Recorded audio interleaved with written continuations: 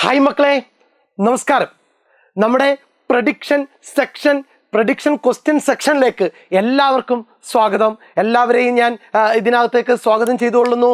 അതോടൊപ്പം നോക്കുക, ഇന്ന് രാത്രി 7 മണിക്ക് നടക്കാൻ പോകുന്ന നമ്മുടെ ഫുൾ ചാപ്റ്ററിൽ നിന്നുള്ള എല്ലാ ചോദ്യങ്ങളും കവർ ചെയ്യുന്ന ഒബ്ജക്റ്റീവ് ടൈപ്പ് ഉൾപ്പെടെയുള്ള എല്ലാ ചോദ്യങ്ങളും പ്രഡിക്റ്റ് ചെയ്യാൻ വേണ്ടിയിട്ട് ഞാനും ഷഹീർ സാറും, അറബിക്ക് വേണ്ടി ഷഹീർ സാറും ഞാനും വരുന്നതോടൊപ്പം നിങ്ങളുടെ പ്രിയപ്പെട്ട അല്ല, യൂട്യൂബിലൊക്കെ നിങ്ങൾ കണ്ട് ചിരപരിചിതമായ ഇവർ രണ്ടുപേരും കൂടി പേരുകളൊക്കെ നിങ്ങൾക്കറിയാം അല്ലേ?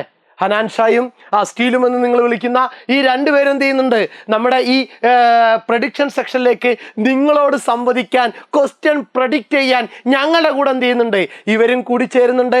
മാക്സിമം നിങ്ങൾ എന്ത് ചെയ്യുക? നിങ്ങളെ ഫ്രണ്ട്സിൻ്റെ അടുത്തേക്ക് ഷെയർ ചെയ്യുക, ലൈക്ക് ചെയ്യുക. മാക്സിമം ഫ്രണ്ട്സിനോട് ഈ കാര്യങ്ങൾ എന്ത് ചെയ്യുക? പങ്കുവെച്ചേക്കുക. സെറ്റല്ലേ? നമുക്ക് പ്രധാനപ്പെട്ട ചോദ്യങ്ങൾ നമുക്ക് പഠിക്കേണ്ടതുണ്ട്.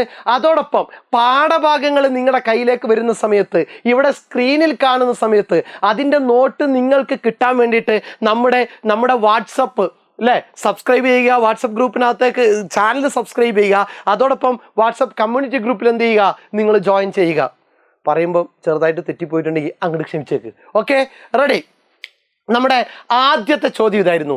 ഏറ്റവും ഇഷ്ടം എന്നെ തന്നെ. നമ്മുടെ അഭിമുഖം ഓർമ്മ ഉണ്ടായിരുന്നല്ലോ.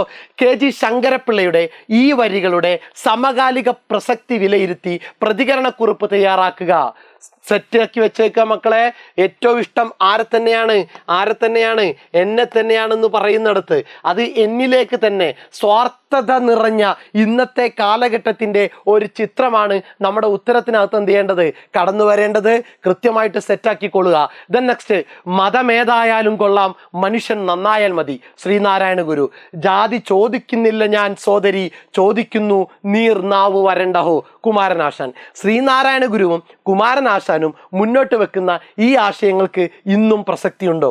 നിങ്ങളുടെ നിരീക്ഷണങ്ങൾ ഉൾപ്പെടുത്തി മനുഷ്യന്റെ ജാതി മനുഷ്യത്വമാണ് എന്ന വിഷയത്തിൽ മുഖപ്രസംഗം എഡിറ്റോറിയൽ തയ്യാറാക്കുക. എഡിറ്റോറിയൽ തയ്യാറാക്കുമ്പോൾ ഇത് തന്നെ ആയിരിക്കണം നമ്മുടെ ഹെഡിങ്. അത് വെച്ചിട്ട് നിങ്ങളുടെ ഡീറ്റെയിൽ സാധനം എന്ത് ചെയ്യുക? എഴുതി കൊടുക്കുക. എഡിറ്റർ തയ്യാറാക്കുന്നതാണ് എഡിറ്റോറിയൽ കോളം. പത്രത്തിൻ്റെ അകത്താളുകളിലേക്ക് ചെന്ന് കഴിഞ്ഞാൽ മുഖപ്രസംഗത്തിൻ്റെ ഒരു കോളം നിങ്ങൾക്ക് കാണാം. അതുപോലെ തയ്യാറാക്കുക. സെറ്റാണല്ലോ? സെറ്റ്. ദെൻ നെക്സ്റ്റ്, പാത്തുമ്മയുടെ ആട് ഒരു ചുമ്മാ കഥയല്ല. ലേഖകന്റെ ഈ വിലയിരുത്തലിനുള്ള 2 കാരണങ്ങൾ എഴുതുക. പാത്തുമ്മയുടെ ആട് സ്വന്തം അനുഭവത്തിൽ നിന്നാണ് ബഷീർ എഴുതിയിരിക്കുന്നത്. തൻ്റെ കുടുംബത്തിലെ തൻ്റെ ഉമ്മയും തൻ്റെ അനിയന്മാരും തൻ്റെ സഹോദരിയായ പാത്തുമ്മയും പാത്തുമ്മയുടെ ആടും ഉമ്മയുടെ കോഴികളെല്ലാം ഉൾപ്പെടുന്ന അവരുടെ അനുഭവത്തിൽ നിന്നുകൊണ്ട് എഴുതപ്പെട്ട കഥയായതുകൊണ്ടാണ് ഇത് വെറും ഒരു കഥയല്ല എന്ന് ആര് പറഞ്ഞത്? ലേഖകൻ പറഞ്ഞത്. സെറ്റല്ലേ? സെറ്റ്. ദെൻ നോക്കിക്കേ, ദാഹാർത്തനായ ബുദ്ധ ഭിക്ഷുവിന് ദാഹനീർ നൽകാതിരിക്കുന്നതിന് മാതങ്കി പറയുന്ന യുക്തികൾ എന്തെല്ലാം? എന്ത് കാരണത്താലാണ് ഞാൻ താങ്കൾക്ക് വെള്ളം തരാതിരിക്കുന്നത്? ഞാൻ ചാമർ സമുദായത്തിൽപ്പെട്ട ആളുടെ മകളാണ്. നിങ്ങൾ ഉന്നത കുലജാതനാണ്. താഴ്ന്ന ജാതിയിൽപ്പെട്ട ഞാൻ നിങ്ങൾക്ക് വെള്ളം തന്നു കഴിഞ്ഞാൽ അത് വലിയ പാപമായി മാറും. സമൂഹത്തിൽ നിന്ന് ഒരുപാട് ശിക്ഷാ നടപടികൾ ഞാൻ സ്വീകരിക്കേണ്ടി വരും എന്നൊക്കെ പറയുന്നുണ്ട്.